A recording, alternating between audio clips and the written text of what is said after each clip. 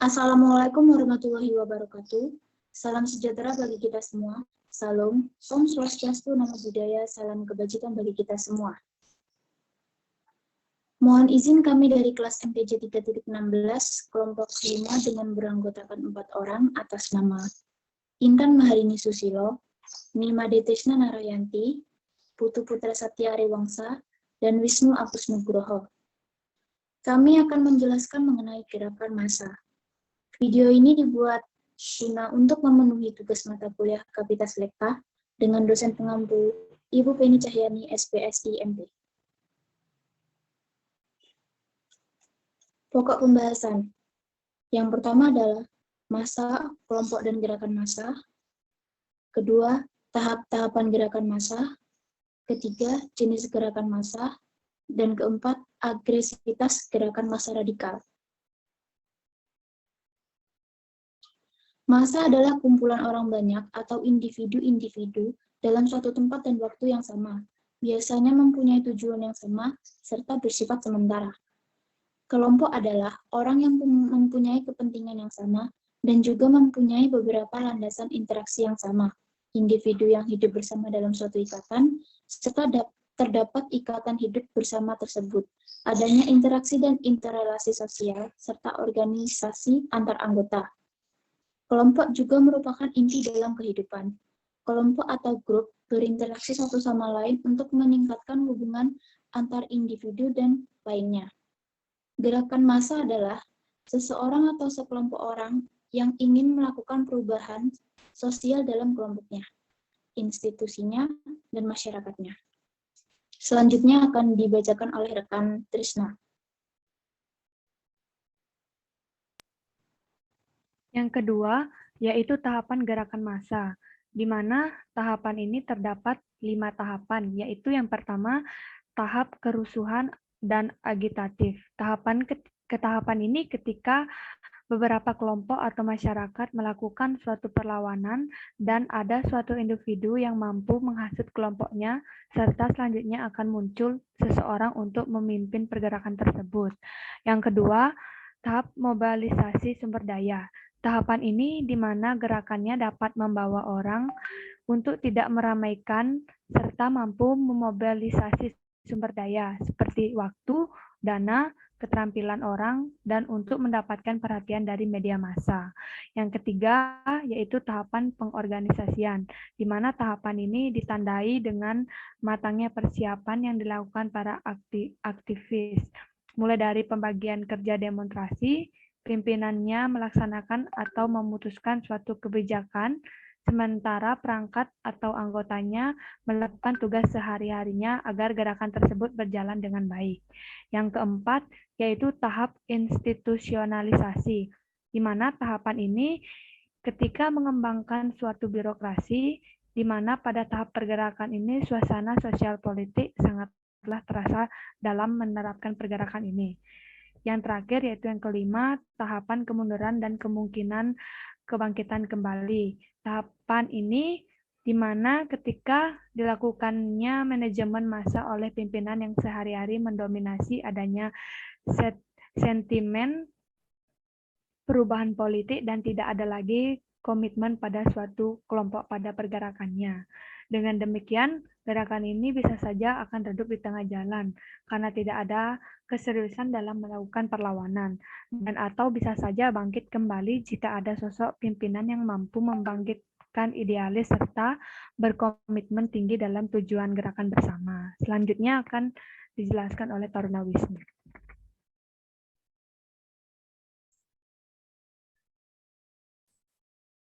Jenis gerakan massa. Jenis gerakan massa dapat dilihat dari beberapa aspek. Aspek yang pertama, aspek dari bentuknya. Yang dibedakan menjadi dua. Yang pertama, massa yang terorganisir. Merupakan massa yang abstrak dan tidak tersusun. Dapat disebut juga massa yang belum tercampur tangan atau terikat dengan norma, maksud, dan tujuan. Massa dapat berkumpul di suatu tempat tertentu dikarenakan adanya kepentingan yang sama serta dorongan dan dapat berakhir dengan sendirinya tanpa melakukan penyimpangan. Yang Kedua, massa dapat dilihat dari aspek yang tidak terorganisir, merupakan massa yang konkret, tersusun, serta memiliki keterkaitan dengan norma, maksud, dan tujuan, memiliki struktur yang tersusun dan jelas dalam suatu organisasi dengan pembagian tugas kepada tiap-tiap anggota. Dapat dilihat dari aktivitasnya. Yang pertama, pasif. Kerumunan orang-orang atau massa atau kelompok pada suatu tempat yang memiliki tujuan tertentu yang diselingi dengan suasana damai atau tidak sampai ke tahap emosional serta tidak memancing suatu aksi atau kericuhan. Kemudian aktif, kerumunan yang didasari dengan emosional cenderung melakukan kekerasan atau penyimpangan di suatu tempat tertentu. Mereka melakukan tindakan melawan tatanan sosial yang ada secara langsung seperti merusak dan menyerang. Yang ketiga dapat dilihat dari jumlah massa. Yang pertama massa kecil, yaitu massa yang tergabung dari massa yang terorganisir dan tidak terorganisir dengan jumlah yang relatif sedikit. Yang kedua massa besar, yaitu massa yang tergabung dari massa yang terorganisir dan tidak terorganisir dan berjumlah banyak. Dapat dilihat dari penyebaran massa. Yang pertama, massa terpusat, yaitu massa yang berkumpul dipimpin oleh seseorang. Yang kedua, massa tersebar, massa yang berkumpul dan dari berbagai tempat dan memiliki pemimpin masing-masing.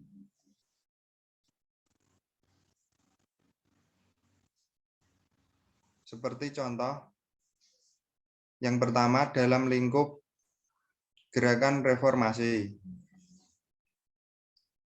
Contoh ialah gerakan perlindungan terpadu anak berbasis masyarakat atau PATBM bertujuan untuk mengubah norma atau kebiasaan untuk mencapai tujuan tertentu. Yang kedua, gerakan radikal.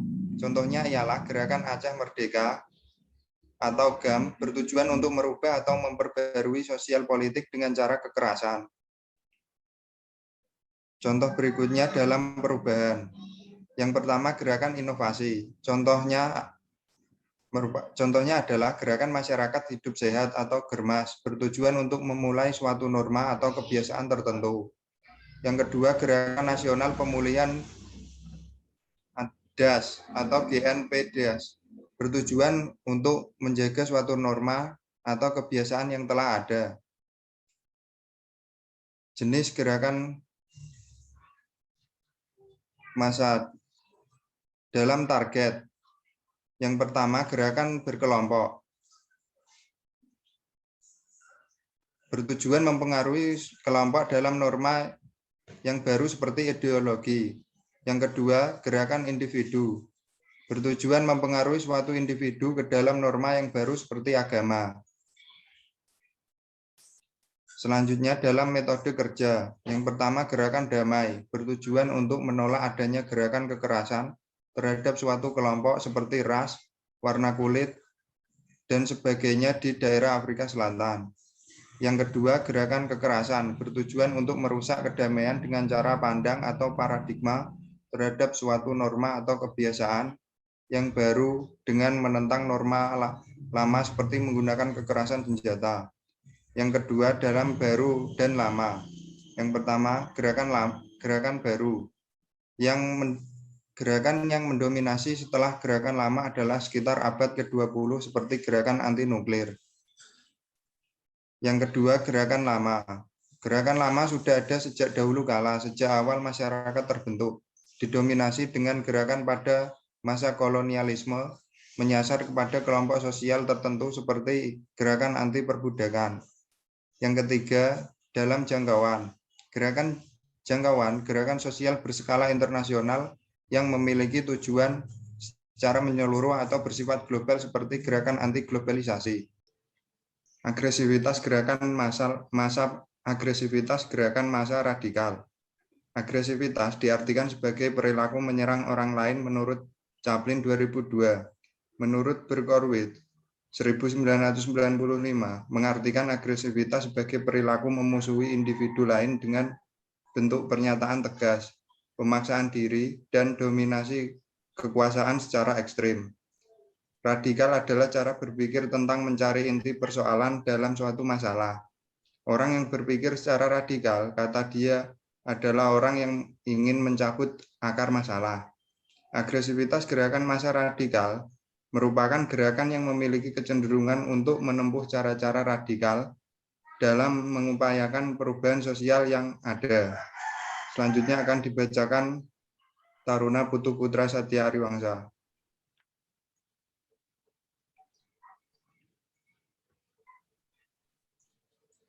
Aksi peledakan bom di Gereja Katolik Santa Maria.